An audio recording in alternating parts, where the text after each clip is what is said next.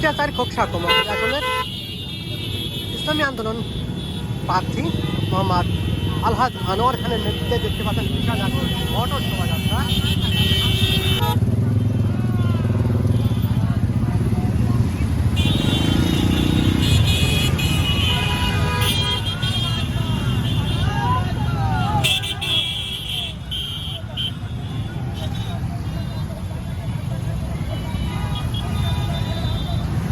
দেখতে পাচ্ছেন আলহাজ মোহাম্মদ আনোয়ার খানের নেতৃত্বে হাত পাকা প্রতীকে খোকসা কুমারখালী আসনের ইসলামী আন্দোলনের প্রার্থী আলহাজ মোহাম্মদ আনোয়ার খানের বিশাল এক মোটর শোভাযাত্রা আমরা দেখেছি। খোকসা থেকে শুরু করে খোকসার যেখানে শুরু প্রান্ত রয়েছে যেখানে শিয়ালডাঙ্গি মোড় থেকে তারা কিন্তু আজকে কুষ্টিয়া অভিমুখে তারা রওনা দিয়েছে। কুষ্টিয়াতে তার আসনের যেখানে শেষ সীমান্ত রয়েছে সেখানে তারা আজকের এই গন্তব্য তারা শেষ করবেন। সেখানে তাদের আসনগুলোতে বিভিন্ন জনগুরুত্বপূর্ণ জায়গায় তারা কিন্তু আজকের এই মোটর শোভাযাত্রা নিয়ে মানুষের কাছে পৌঁছে দিবেন হাত পাখার বিজয়ের বার্তা, হাত পাখার মার্কার যে বিজয় সুনিশ্চিত সেটা কিন্তু আমাদেরকে আলহাজ মোহাম্মদ আনোয়ার খান তাদের সংবাদ সম্মেলনে বলেছেন।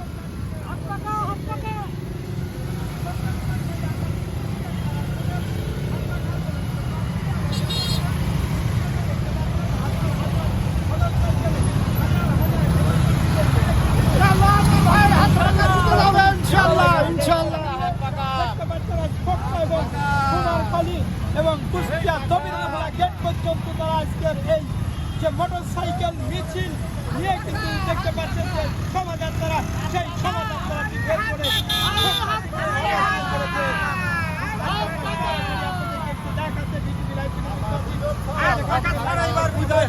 আমরা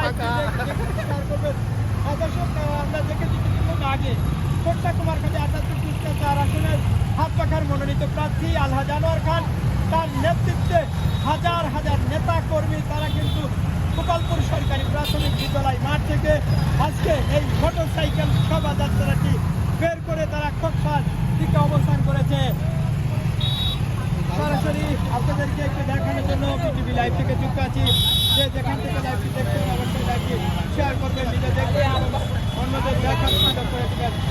দর্শক যেমনটা দেখছেন হাজার হাজার ইসলামী আন্দোলন বাংলাদেশ নেতাকর্মীদের আজকে যে খোকসায় দেখতে পাচ্ছেন এক আলোড়ন সৃষ্টি করেছে ইসলামী আন্দোলন বাংলাদেশ হাত পাখার মনোনীত প্রার্থী আলহাজ আনোয়ার খান।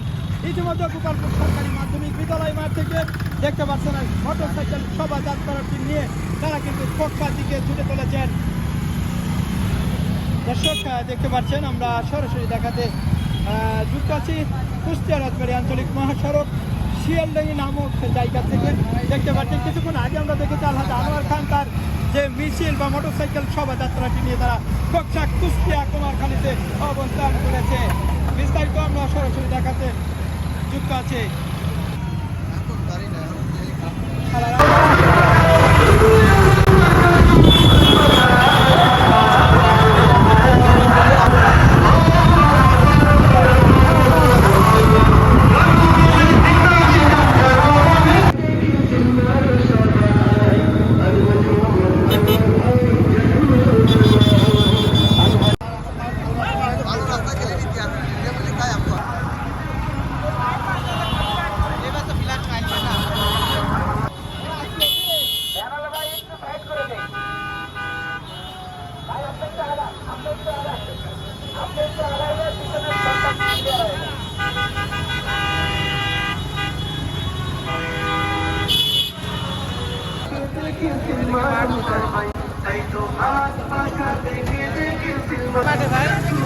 মাঠে নামাজ পড়বে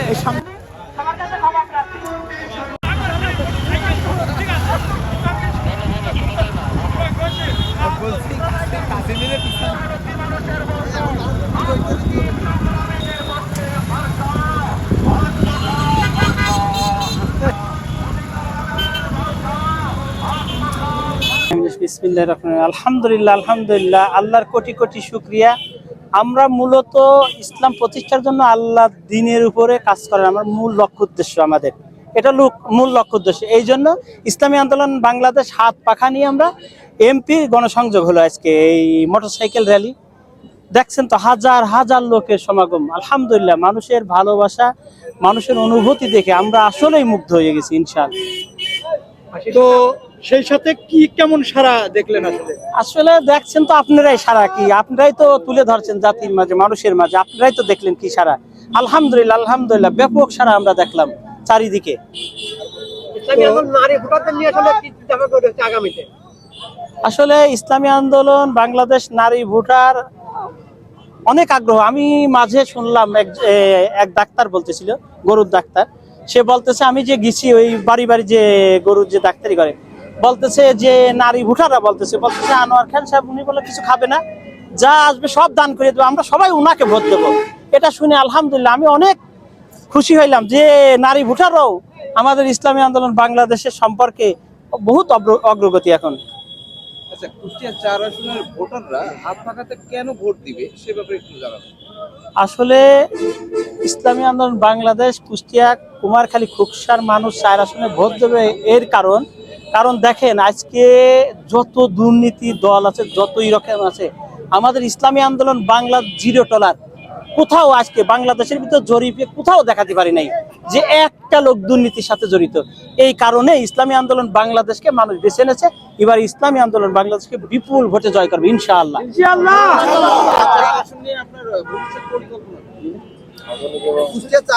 আধুনিক কুষ্টিয়া এবং কুষ্টিয়া 4 আসন খুকসা কুমারখালী আধুনিক হবে, ইসলামের মডেল হবে ইনশাআল্লাহ।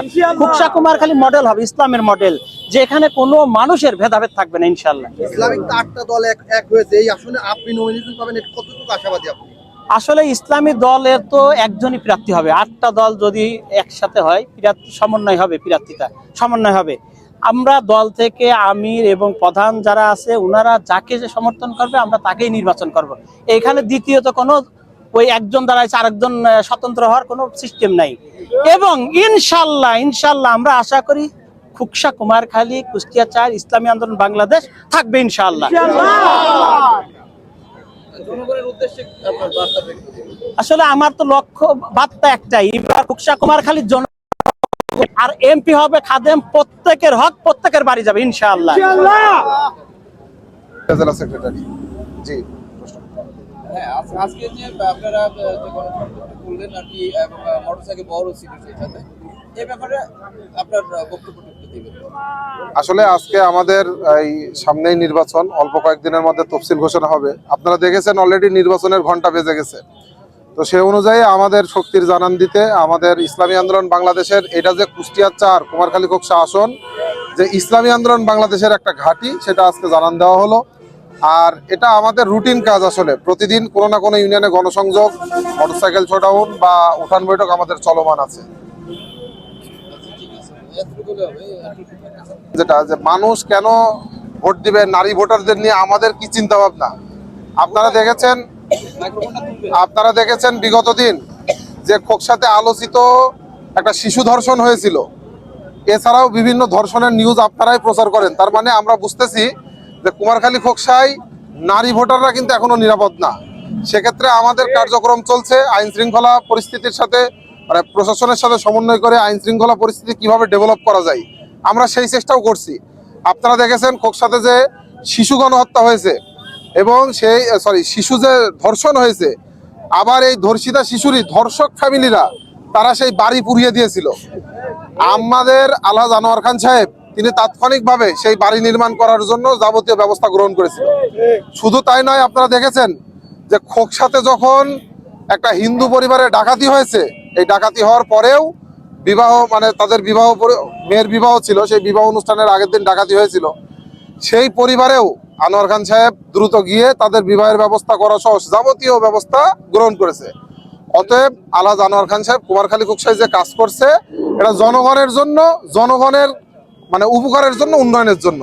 আশা করি আনোয়ার খান সাহেব যদি নির্বাচিত হন, কুমারখালী খুকসা বাংলাদেশের মধ্যে একটি মডেল আসন হবে ইনশাআল্লাহ।